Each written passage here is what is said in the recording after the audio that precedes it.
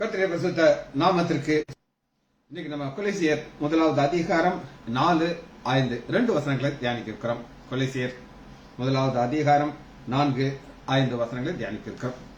ஜெபத்தோடு இந்த செய்திக்குள்ளே கடன் சொல்வோம். ஜீவதேவன் பின் செல்லுவாம், ஜீவ ஒளிதனை கண்டடைவாம். ஜீவதேவன் பின் செல்லுவாம், ஜீவ ஒளிதனை கண்டடைவாம். மனதின் காரில் நீங்கிடவே சமாதானம் தங்கம். மனதின் காரில் நீங்கிடவே சமாதானம் தங்கம். கர்த்தரை நம்பியே ஜீவிப்போம், கவலை கஷ்டங்கள் தீர்ந்திடும். கைவிட காத்திடும் பரமனின் கரங்களை பற்றி கொள்வோம். உண்மை வழி நடந்திடம் உத்தமனுக்கென்றும் கர்த்தர் துணை. கண்கள் அவன் மேல் வைத்திடுவார், கருத்தாய் காத்திடுவார்.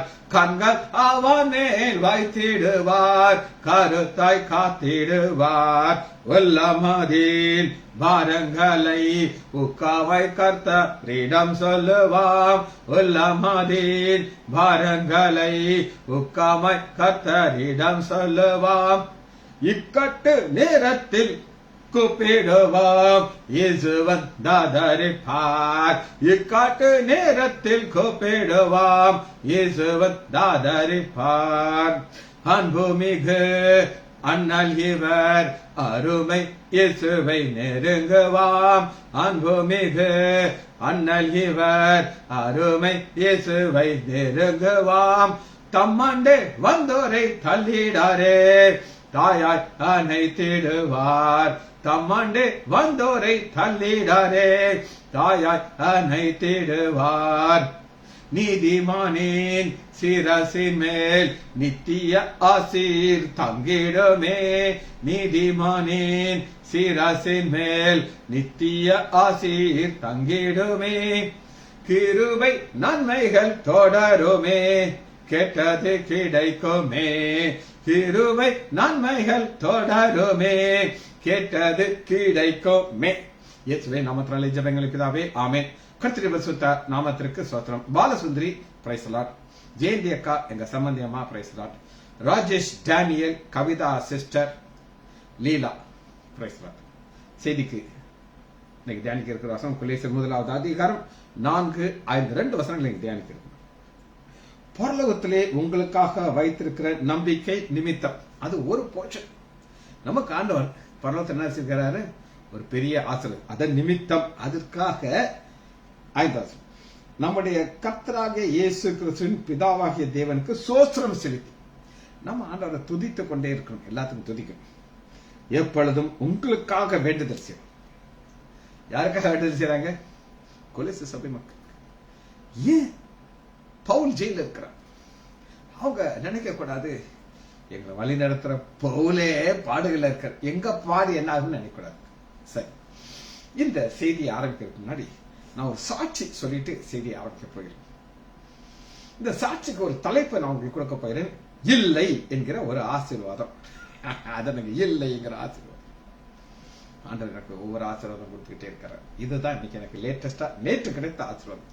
அந்த ஆசீர்வாதத்துக்கு பேர் என்னதுங்க? இல்லை. இல்லை எப்படி ஆசீர்வாதம் ஆகும் அப்படின்னு நீங்க கேட்டீங்கன்னா நான் உங்களுக்கு விளக்கமா சொல்ல போகிறேன். என்னுடைய மாமனார் மாமியார் மறித்துட்டாங்க. மாமியார் doctor B Sugunabai, empty paediatric, ஒரு டாப் பீடியாட்ரிஷியன், ரீபர்லியன்ட்லி. அவங்களுக்கு 4 பிள்ளைகள். முதல் பிள்ளை என் மனைவி. 2வது டென்டிஸ்ட், ஒரு பல் டாக்டர், சாபு அப்படின்னு அவராங்க கூப்பிடும். உங்க பேரு மனோஜ் குமார். 3வது ஒரு பொம்பளை பிள்ளை, அவ பேர் நாங்க தாரா அப்படின்னு கூப்பிடுவோம். அந்த தாரா தான் எங்க மாமியாருக்கு பெட்டு. பெட்டுனா இங்க உள்ள வச்சிருப்பாங்க. அவங்களுடைய இன்டர்நெட்ல எந்த பாஸ்வேர்ட்னாலும் தாரா தான். யார் வேறையும் பண்ண மாட்டாங்க. என் மனைவி எல்லாம் துப்பிடுவாங்க. அந்த அளவுக்கு அந்த பொண்ணை நேசிப்பாங்க. அதுக்கப்புறம் ராஜேஷ். இந்த ராஜேஷ் கிடையாது. இவர் இங்கிலாந்துல ஒரு டாப் டாக்டரா இருக்காரு. ஆனா ஒரு காலத்துல வேதத்தை தூக்குனவர் கடவுளே இல்லைன்னு சொல்லி ஒரு நாஸ்தியனா மாறிட்டார். நாஸ்தியரா மாறிட்டு அப்பா அம்மாவுடைய போய் சண்டை போடுவார். சரி, இதுதான் பேக்ரவுண்ட்.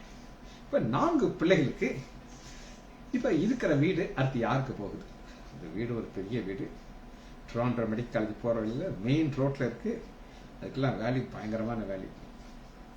இப்ப அவங்களுக்கு என்ன டாக்டர்மா வந்து இவன் ஏகப்பட்ட காசு வச்சுக்க, இவங்களுக்கு இடத்துக்கு தேவையில்லைன்னு நினைச்சிருச்சு. அப்புறம் இந்த மனோஜ்குமார் டென்டிஸ்ட், அவர் நல்லா வசதியா இருக்கார், அதுவும் தேவையில்லை. 2 பேர் அவங்க கண்கள்ல இருக்காங்க. ஒரு கண்ணுல மக தாரா, இன்னொரு கண்ணுல மகன், அந்த இங்கிலாந்துல இருக்கிற பையன். அந்த தாய் உள்ளம் என்ன சொல்லுது அப்படின்னு நீங்க கேட்டீங்கன்னா, ஒரு காலத்துல என் பையன் அங்கிருந்து இந்தியாவுக்கு வந்துட்டான், இங்கிலாந்து எனக்கு பிடிக்கல, அப்ப இவன் தங்குறதுக்கு ஒரு இடம் வேணும், அதனால அந்த வீடை அங்க சுதரங்கம், அது பேர், அதான் அவங்களுடைய ஹவுஸ், நல்ல அழகான வீடு, பெஸ்ட் ஹவுஸ். அந்த வீடை அவன் வந்தா தங்கணுங்கிற கண்டி அந்த வீடு அப்படி எழுதி வச்சிருந்தாங்க. அதாவது இந்த இருக்கிற அந்த வீடு என்னுடைய கடைசி பையன் ராஜேஷ்க்கு தான் போகும், அவன் ஒருவேளை அவன் வரலைன்னா என் மக தாராக்கு போயிட்டு ஒரு வில் எழுதி வச்சிருந்தாங்க. இந்த வில்ல என்ன செஞ்சாங்கன்னா கேன்சல் பண்ணிட்டாங்க. இங்கதான் ஆண்டவர் கிரியை செய்யறாங்க. வில்ல எழுதினவங்க கேன்சல் பண்ணிட்டாங்க.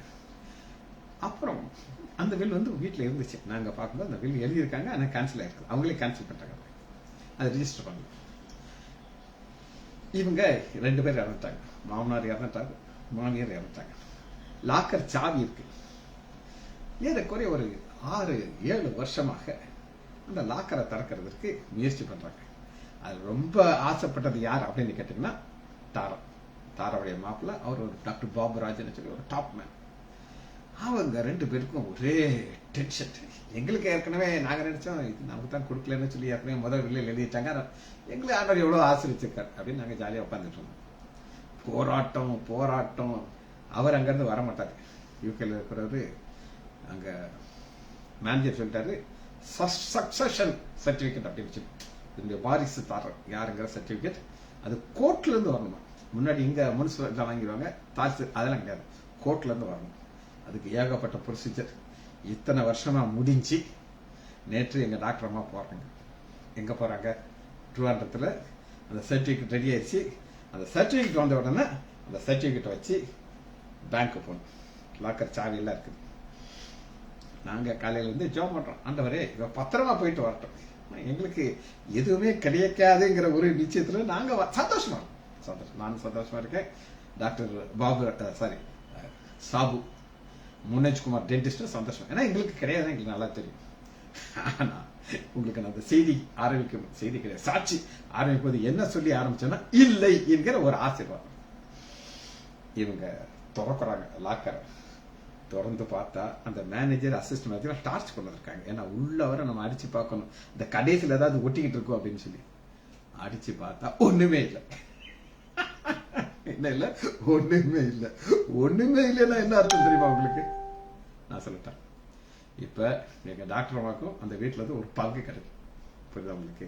ஏன்னா இப்ப 4 பேர் சக்சஷன் சர்டிபிகேட் படி 4 பேர். இப்ப அந்த மக தாரா ரொம்ப சேட் ஆயிட்டான். ஐயோ எனக்கு தான் இந்த வீடு ஃபுல்லா கிடைக்கும் அப்படின்னு நான் நினைச்சுக்கிட்டு இருந்தேன்னு சொல்லி. இதுதான் சாட்சி. சரி, இப்ப வசனத்துக்குள்ள வருவோம். இப்ப நம்ம பார்க்க போறதுக்கு திரும்ப வசனத்தை வாசிக்கிறேன், அப்புறம் செய்திக்குள்ள போயிடும். கொலோசியர் 1வது அதிகாரம் 4-5. பரலோகத்திலே உங்களுக்காக, யாருக்காக? நமக்காக இன்னைக்கு நம்ம சொல்லணும். ஆனா கொலோசிய சபை மக்கள் அவங்க எங்க இருந்து வந்தாங்கன்னா, விக்கிரத்திலிருந்து மந்திரிங்க வந்திருக்காங்க, ஜீவனுள்ள தேவன்கிட்ட வந்துட்டாங்க. இப்ப இவங்க எங்க வந்து சேரணும்? பரலோகத்தில் வந்து சேரணும். நம்முடைய கர்த்தராகிய இயேசு கிறிஸ்துவின் பிதாவாகிய தேவனுக்கு ஸ்தோத்திரம் செலுத்தி நம்ம ஆண்டவரை துதித்து கொண்டே இருக்க, ஸ்தோத்திரம் செலுத்தி எப்பொழுதும் உங்களுக்காக வேண்டுது. இதுக்கு நான் ஒரு தலைப்பு கொடுக்குறேன். என்ன தலைப்பு அப்படின்னு கேட்டீங்கன்னா, இல்லைங்கிறது அது வேற, அதே நீங்க போட்டு மண்டையோட அது மறந்துருங்க. இப்ப இங்க வாங்க, நான் திடப்படுத்த வேண்டிய அவசியம். இந்த திடப்படுத்துறது எதற்காகனா, இந்த ஓட்டத்தை ஓடும் பொழுது சாத்தான் சும்மாவே இருக்க மாட்டான். அவன் என்ன செய்வான் அப்படின்னு கேட்டீங்கன்னா, உங்களை நோகடிச்சு கொண்டே இருப்பான். அப்ப ஒரு ஊழியக்காரன் பயங்கர பவர், வானத்திலிருந்து அக்னி இறக்குங்க ஆண்டவரே, நீர்தான் தேவன் என்று இந்த ஜனங்கள் எல்லாம் அறிந்து கொள்ளணும் ஆண்டவரே. டான்ஸ் எல்லாம் ஆடி செஞ்சாரு. இப்ப ஒரு சூரச்செடி எங்கப்பா இருக்கு, நான் போய் படுத்துக்கிடணும் அங்க வெளியே, அதை தேடிட்டு இருக்காரு. நல்லா கேட்டுக்காங்க, கிறிஸ்தவ வாழ்க்கையில போராட்டம் இருக்கும். இந்த போராட்டத்துல நமக்கு ஒரு நிச்சயம் இருக்கணும். பவுல் சொல்கிறது, நான் விசுவாசிக்கிறவர் இன்னார் என்று நான் அறிவேன், அவரிடத்துல ஒப்பு கொடுத்ததை அந்நாள் வரை காக்க அவர் வல்லவரா இருக்கிற ஒரு நிச்சயம் நமக்கு இருக்கணும். அந்த நிச்சயம் நமக்கு இருந்தால் இந்த ஓட்டையில தொய்ந்து போகும். இல்லைன்னா குகையில போய் படுத்துக்கணும். குகையில போய் படுத்துக்கிட்டு, ஆண்டவரே போதும், ஆண்டவரே எனஃப்னு சொல்லியாச்சுன்னா முடிஞ்சிருச்சு. அந்த சோர்வுல மேக்சிமம் வார்த்தை என்ன வரும்னா எனக்கு போதும் கர்த்தாவேன்னு சொல்லி. ஆனா தாவீது அப்படி கிடையாதுங்க. தாவீதுக்கு எப்பவுமே ஒரு பெரிய ஆசை என்ன அப்படின்னு கேட்டீங்கன்னா, ஆண்டவரே சத்துருனை மேற்கொள்ளக்கூடாது, ஆண்டவரே சத்துருனை மேற்கொள்ளக்கூடாது. அதுதான் அவருடைய மெயின் ஜெபமா இருக்கும். வாசிக்கணும். சங்கீதம் 27வது அதிகாரம், சங்கீதம் 27:12. என் சத்துருக்களுக்கு இஷ்டத்திற்கு என்னை ஒப்புக்கூடாது, அவன் என்னை மேற்கொள்ளக்கூடாது. அவன் இஷ்டத்துக்கு விட்டா என்ன செய்யணும், அடிச்சு சாப்பிடுவான். அதனால நல்லா கேட்டுக்கோங்க, உங்கள் வாழ்க்கையில எவ்வளவு ஆண்டவரோடு கூட வாழ்ந்து ஒரு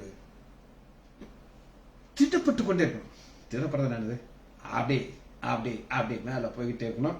ஆண்டவர் உங்களை ஆசீர்வதித்துக் கொண்டே இருப்பார். சரி, இப்ப எதனால நமக்கு திடம் போகுது அப்படின்னு நீங்க கேட்டீங்கன்னா, அதற்கு உங்களுக்கு காரணம் சொல்றேன். எதனால திட்டம் போகுது? இப்ப நான் உங்களுக்கு ஒரு சாட்சி சொல்றேன். அந்த சாட்சி உண்மையான சாட்சி, கற்பனை கதையெல்லாம் கிடையாது. நான் குரங்க கதையெல்லாம் சொல்லிட்டு கிடையாது. என் வாழ்க்கையில என் ஆண்டவர் எனக்கு இன்னைக்கு காலையில எங்க டாக்டர் மட்டும் நான் கேட்டேன், இந்த சாட்சியை நான் சொல்லலாமா அப்படின்னு சொன்னேன்.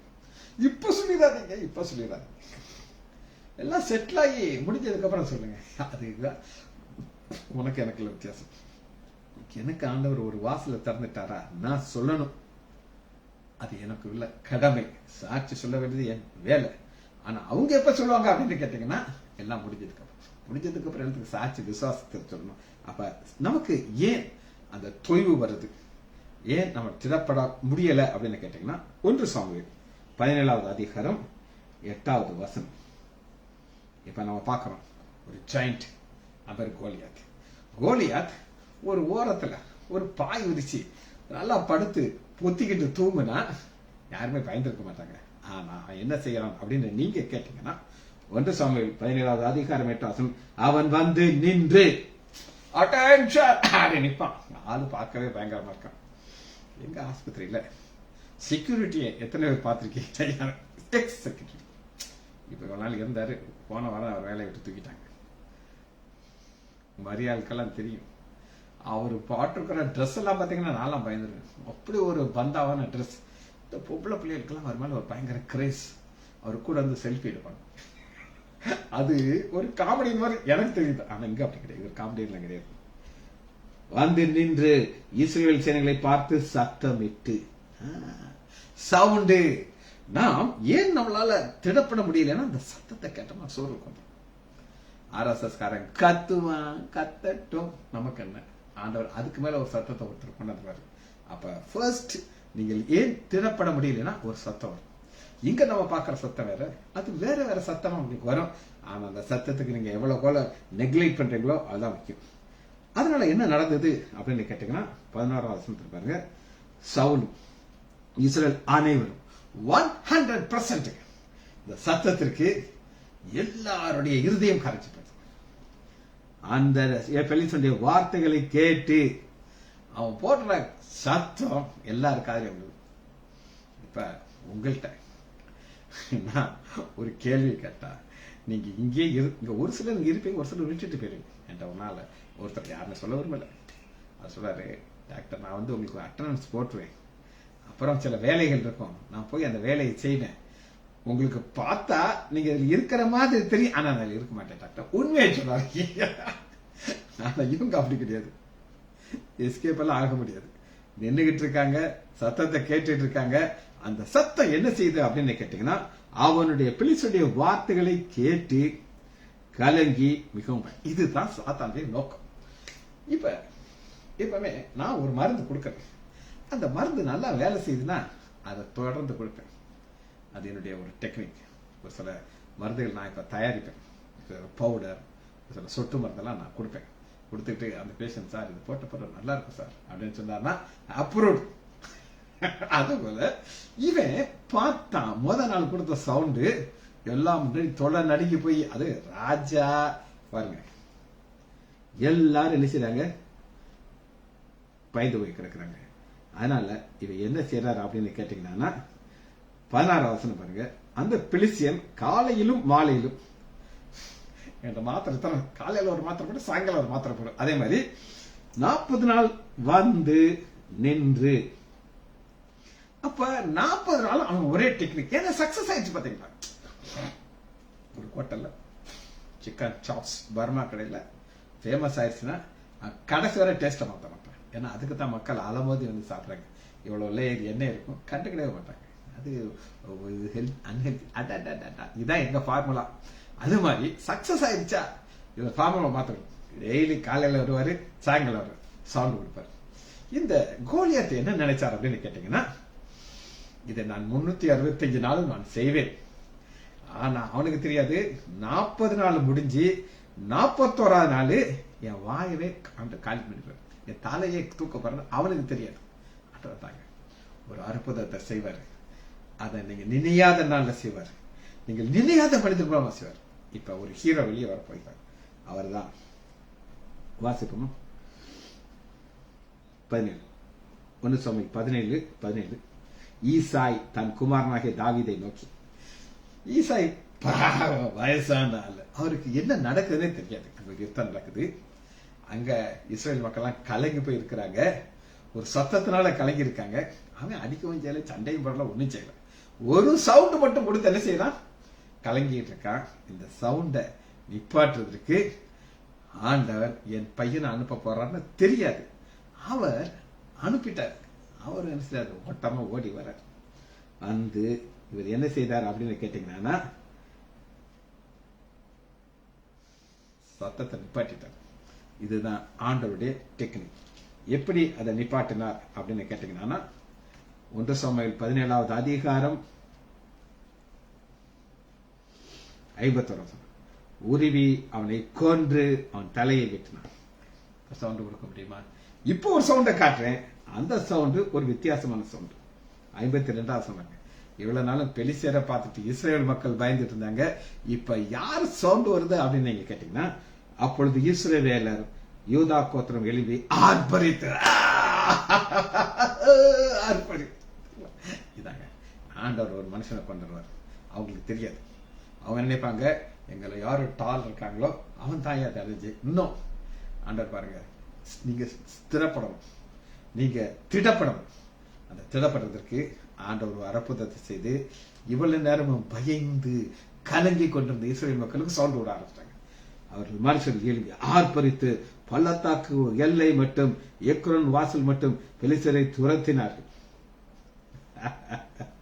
இதுதாங்க ஆண்டவருடைய டெக்னிக். இது எதற்காக செய்யறார் அப்படின்னு கேட்டீங்கன்னா, ஒரு வசனத்தை திரும்ப போவோமா? கொலேசியர் 1வது அதிகாரம் 4வது வசனம். பரலோகத்திலே உங்களுக்காக வைத்திருக்கிற நம்பிக்கை, அந்த நம்பிக்கை ஆண்டவர் வச்சுட்டாங்க. இப்ப நீங்க ஸ்திரப்படுறீங்களா, பயப்படுறீங்க? ரெண்டு ஆப்போசிட். ஸ்திரப்பட்டீங்கன்னா என்ன நடந்தாலும் நான் அசைய மாட்டேன். பரிசுத்த பவுல் சொல்லுவேன், நான் விசுவாசிக்கிறவர் இன்னார் என்று நான் அறிவேன் சொல்லி. ஆனா 40 நாள் அவன் செஞ்சுக்கிட்டு இருந்தான். ஆனா ஒரே நாள் ஆண்டவர் செஞ்சுட்டாரு, தலைகளை மாத்திட்டாரு. இது தேவன் கொடுக்கிற ஒரு வித்தியாசமான காரியம். இன்னைக்கு நமக்கு யார் இருக்கிறா அப்படின்னு கேட்டீங்கன்னா, தாவீதின் குமாரன். இந்த தாவீதின் குமாரன் நமக்கு என்ன செய்யறார் அப்படின்னு கேட்டீங்கன்னா, இந்த 41வது நாள் வரல, உலக தோற்றம் மாதிரி வந்துட்டார். வந்தவர் உங்களை தெரிந்து கொண்டார், என்னை தெரிந்து கொண்டார். உங்களுக்கு சொல்லியிருக்கேன், நான் இந்த டைப்பே கிடையாது, பைபிள உட்கார்றது. ஆனா ஆண்டவர் என்னைய ஒரு ஊழியக்காரனா கொண்டு இந்த வசனத்தை கொடுத்து என்னைய திடப்படுத்தி அவரே திடப்படுத்தி மறைந்திருந்த தாவீதை கொண்டு வந்துட்டார். சரி, இது போல இன்னொரு சம்பவத்தை நம்ம பார்க்க போறோம். சவுண்ட் இப்படி பெருக்கம். அவருடைய பிள்ளைகள் ஆசீர்வதிக்கப்பட்டானா சாத்தானுக்கு பிடிக்காது. இது உங்களை ஆண்டவர் ஆசீர்வதிச்சு ஒரு பெருக்கத்தை கொடுக்கும்போது ஒரு பிரச்சனை வரும். அதை எப்படி அதை ஃபேஸ் பண்ணணும்? யாத்திராகமம் முதலாவது அதிகாரம் 10வது வசனம். அவர்கள் பெருகாதபடிக்கு. 9வது வசனம் பாருங்க. அவன் தான் ஜனங்களை நோக்கி, இதோ இஸ்ரேல் புத்திரர்கள் ஜனங்கள் நம்மிலும் ஏராளமர்கள் பலத்தவர்கள், நம்பரும் கூட இருக்கு, ஸ்ட்ரென்த்தும் கூட இருக்கு. ஆண்டுடைய ஆசிரியருக்கு தான் வரும். எல்லாம் கேட்டுக்கோங்க. அவர் என்னை ஆச்சரிச்சுக்கிறார். காரணம், எனக்கு ஒரு பாதையை வச்சிருக்கிறார். கஷ்டம் இருக்கா? எஸ். வேதனை இருக்கா? எஸ்.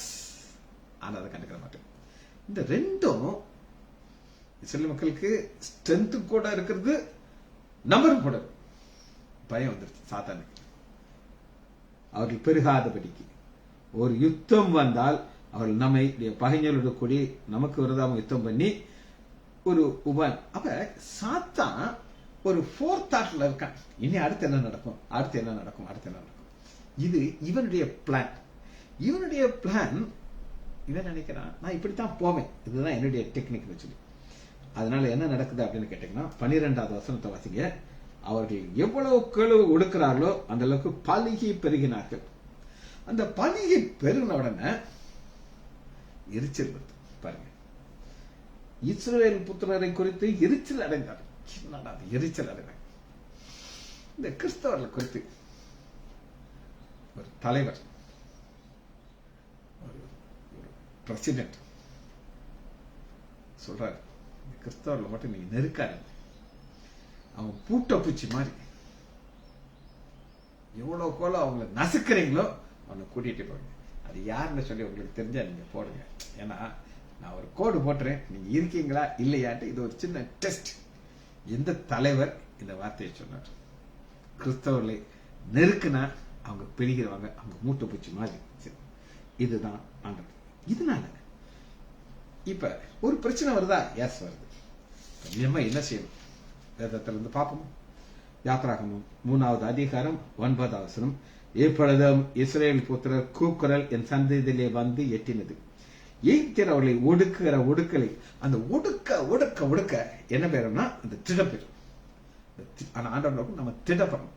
ஏன்னா நமக்கு பரலோகத்துல பொக்கிஷத்தை வச்சிருக்கிறார். அதை நம்ம பெற்றுக்கொள்றதுக்கு என்ன செய்யணும்னு சொல்லி கொலேசியர் 1வது அதிகாரம் 5வது வசனம். நம்முடைய பிதாவாகிய தேவனுக்கு சோஸ்திரம் செலுத்தி எப்பொழுதும் உங்களுக்கு வேண்டுதல் செய்யணும். ஜெபம். இந்த ஜெபம் எங்க போயிருச்சு? பரலோகத்துக்கு போயிருச்சு. அந்த பரலோகத்துலதான் ஆண்டவர் நமக்கு சுதந்திரம் வச்சிருக்கிறார். ஆண்டவர் சும்மா இருப்பாரா? சும்மா இருக்க மாட்டார். அவர் எப்படி தாவீதுங்கிற ஒரு ஹீரோவை கொண்டு வந்தாரோ, இங்க ஒரு குட்டி ஹீரோ போட்டு மோசே எங்க போக வேண்டியதுன்னா தண்ணிக்குள்ள, நைல் நதிக்குள்ள முதல்ல வாய்க்குள்ள போய் முதல்ல ஏப்பம் போடணும். ஆனா முதல்ல வயிற்றுக்குள்ள போகாம எங்க இருந்து இவனை வெளியில கொண்டு வந்தாங்களோ அதே அரண்மனைக்கு ஆண்டவர் கொண்டு போயிட்டார். பார்வோனுடைய மகள் பொசிஷன் கொண்டு வந்தார். ஏன்னா இவர் தான், இந்த மோசே தான் இஸ்ரேல் மக்களை திடப்படுத்தணும். எப்படியெல்லாம் திடப்படுத்தினாலும் சொல்லி நம்ம பார்க்க போறது கிடையாது. திடப்படுத்தினா அதனாலதான் அவங்க செங்கடலை தாண்டினாங்க, எரிக்கோ பட்டணத்தை தாண்டினாங்க, பாலும் தேனும் ஓடுகிற தேசத்திற்குள்ள கடைசி வரை கொண்டு வந்துட்டார். அது அவருடைய டியூட்டி அவர் செய்து முடிச்சுட்டார்.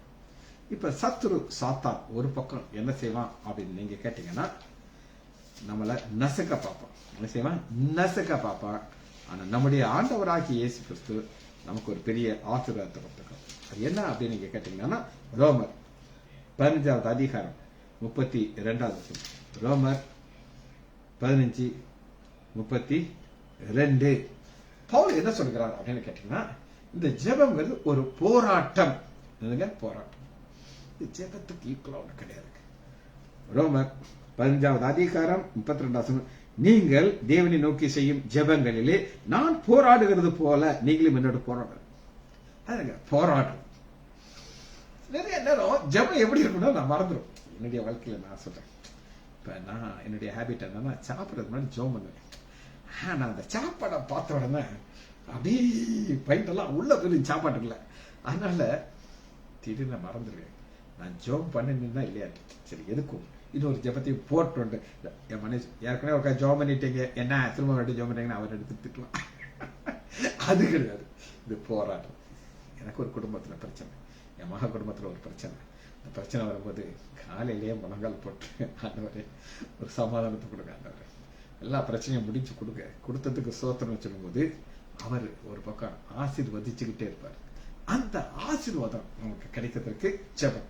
அந்த ஜெபத்தை எப்படி சொல்றாங்கன்னா, நீங்கள் தேவனை நோக்கி செய்யும் ஜெபங்களிலே நான் போராடுகிறது போல் நீங்களும் என்னோடு கூட போராட வேண்டும் என்று நம்முடைய கர்த்தராகிய இயேசு கிறிஸ்துவனுடைய ஆவியருக்கு அன்பு நிமித்தம் உங்களை இப்ப இவர் சொல்றாரு, எனக்கு சரி ஜெபம் பாக்குறாரு. அந்த ஜெபிக்கும் போது என்ன நடக்கும்னா, இப்ப நான் உங்களுக்கு சொன்னேன், சத்துரு ஒரு சத்தத்தை போடுறான். நம்முடைய பெருக்கத்தை பார்த்து அவனுக்கு ஒரு பொறாமை வருது, நசுக்க பார்க்கறேன். ஆனா இப்ப அந்த சத்துருவை எங்க கொண்டு வர்றார் அப்படின்னு நீங்க கேட்டீங்கன்னா, ரோமர் 16வது அதிகாரம் 20வது வசனம். சமாதானத்தின் தேவன் சீக்கிரமாக சாத்தானை, சமாதானத்தின் தேவன் எங்களுடைய குடும்பத்துல பெரிய பிரச்சனை இருந்துச்சு, போராட்டம், அப்படி ஒரு கஷ்டம் இருந்துச்சு சொத்து பிரிக்கிறதுல. ஆனா ஆண்டவர் எல்லாத்தையும் முடிச்சு கொடுத்துட்டு சந்தோஷம் பொங்குதே, சந்தோஷம் பொங்குதே, சந்தோஷம் என்னில் பொங்குதே. நான் சொல்ல முடியாது, என் சொல்ல முடியாது. காரணம் ஒன்னே ஒண்ணுதான், இந்த ஜெபம். பாருங்க, சத்துரு என்ன செஞ்சிட்டான்னா, சமாதான தேவன் சீக்கிரமாக சாத்தானை உங்கள் கால்களுக்கு கீழே நசுக்கி போடுவோம். அவர் நசுக்கிறதுக்கு வல்லமையா இருக்கிறார். ஆனா நமக்கு என்ன தேவைன்னா ஒரு விசுவாசம். அதுக்கு தேவை என்ன, திடப்பட வேண்டும். இந்த திடப்படுறதுங்கிறது ஒரு பெரிய ஒரு சேலஞ்ச். சோறு போடுறது ரொம்ப லேசு. வேதத்துல டாப் ஆளுங்க இருப்பாங்க. அவர் பேதுருவா இருக்கட்டும். பேதுருவை பத்தி நம்ம சொல்ல வேண்டியதில்லை. ஆனா திடீர்னு என்ன செய்வார்னா, ஆண்டவர் மறுதளிச்சுவார். அவருக்கு தெரியாது நான் மறுதளிக்கிறேன்னு சொல்லி. அதனால என்னெல்லாம் ஆசீர்வாதம் போகணும் அவர் தெரியாது. ஆனா ஆண்டவர் கைவிடவே மாட்டார். அது மட்டும் பார்த்துட்டு இந்த செய்தியை நம்ம முடிக்க போயிடும். லூக்கா 22வது அதிகாரம் 31 ஆண்டவர் ஒரு எச்சரிக்கை கொடுக்க, எப்பவுமே ஒரு எச்சரிக்கை கொடுக்காமல இருக்க மாட்டார். பின்பு கர்த்தர், சீமோனே சீமோனே, இதோ கோதுமையை சுலகுகளை பிடிக்கிறது போல சாத்தான் உங்களை, இதைத்தான் நீங்க பார்க்கணும். பேசுறது சிங்குலர்ல ஆரம்பிக்கிறார். அது யாரு? சீமோனே சீமோன். 2 சீமோன்கள் டபுள் ஸ்ட்ரெஸ் பண்றாரு. ஒரு தடவை கூப்பிடுவோம், 2 தடவை கூப்பிடுவோம். அந்த மாதிரி சீமோனு சீமோன் கட்டி 2 சீமோன் கிடையாது, ஒரு சீமோன் தான். உங்களை, இந்த உங்களுக்கு நமக்கு நமக்கு சொல்ல ரிப்போர்ட்டர் என்னெல்லாம் சில நேரம் புடைக்கிறத பாத்தீங்கன்னா நீங்களும் அலறி ஓடி போயிருவீங்க. ஆனா அப்படியே ஸ்ட்ராங்கா நிற்கும். உத்தரவை கேட்டுக்கொண்டான், பெர்மிஷன் கேட்டான். நானும் உன் விசுவாசம் ஒளிந்து போகாதபடிக்கு உனக்காக வேண்டிக் கொண்டேன். அப்ப ஆண்டவர் இந்த ஸ்டாப் சொல்ல மாட்டேங்கிறார். டேய் நிப்பாட்டு, சொல்லங்கள் எல்லாம் போட்டு புடைக்க கூடாது, அவருக்கு சோதனை வரக்கூடாதுன்னு சொல்லல. வரும். ஆனா நான் பிதாட்ட ஏற்கனவே ஜெபம் பண்ணிட்டேன். ஜெபம் பண்ணனால என்ன நடக்குதுன்னா, நீ குணப்பட்ட பின்பு உன் சகோதரர் ஸ்திரப்படுத்த. சகோதரனை எப்படி ஸ்திரப்படுத்தினார் அப்படிங்கறத பார்த்து நம்ம முடிக்க போயிடும். சகோதரர் யாரு? சபை.